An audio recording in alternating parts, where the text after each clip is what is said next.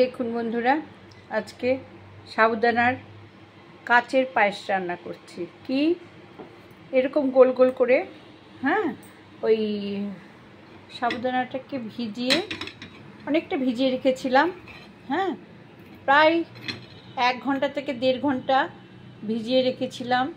তারপরে এরকম চেপে চেপে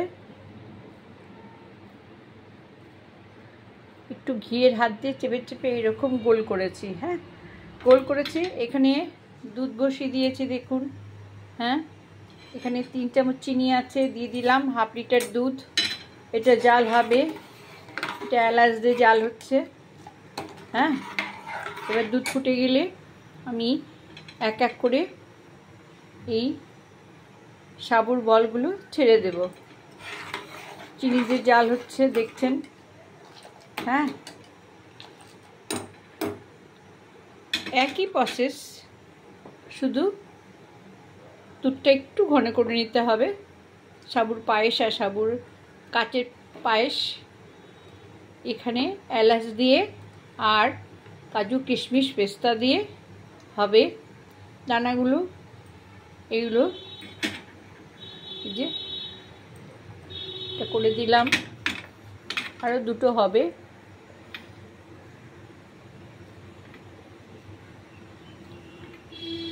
একটু ঘিয়ের হাত দিয়ে এরকম চেপে চেপে গোল করে করে, হ্যাঁ, ছেড়ে দেবেন। আরেকটা হবে, দেখুন।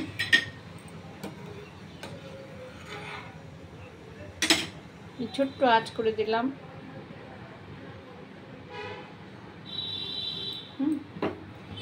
আরেকটা আছে, আর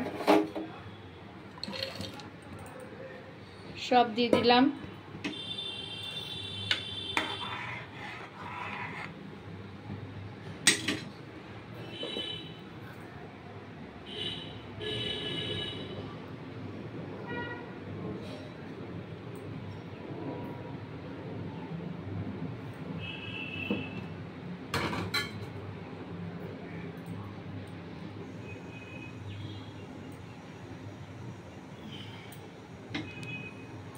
এটা 5 মিনিট জাল হবে, একটু ঘন হয়ে যাবে।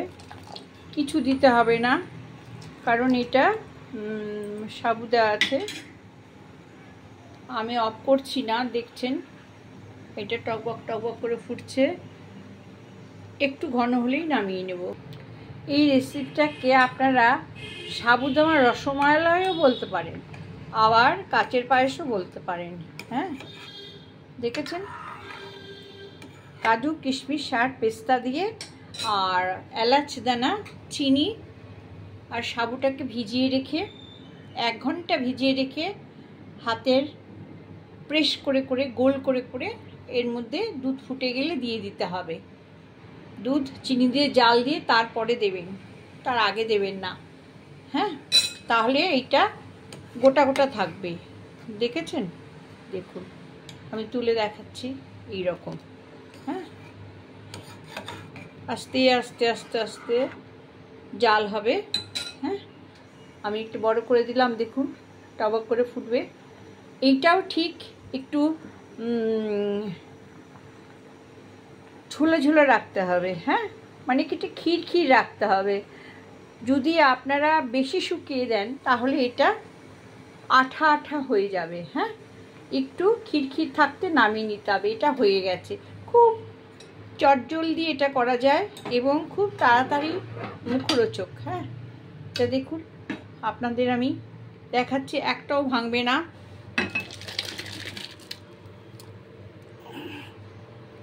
এই দেখুন, দেখছেন তো, ওর সময় ধোয়া এটা ভর্তি হয়ে যাচ্ছে। এই যে এরকম হয়েছে। হ্যাঁ, এটা আস্তে আস্তে আস্তে একদম ক্ষীর হয়ে যাবে। 10 মিনিট বাদে আমি আপনাদের আবার দেখাবো এটা কেমন জমে গেছে।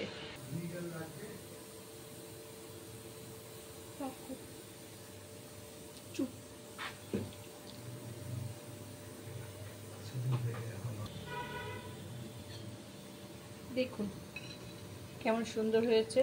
হ্যাঁ, এটাও আস্তে আস্তে জমে যাবে। হ্যাঁ, এই যে এটাও আস্তে আস্তে একদম ক্ষীর হয়ে যাবে। হ্যাঁ, এই 10 মিনিট লাগলেই দেখবেন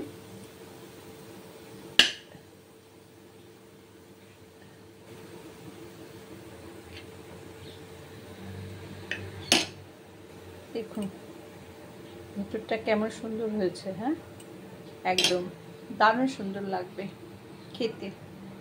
ঠান্ডা হলে ফ্রিজে রেখে ডেজার্টের মতন খাবেন। এই যে এটা একদম ক্ষীর হয়ে যাবে। হ্যাঁ, 10 মিনিট পরে।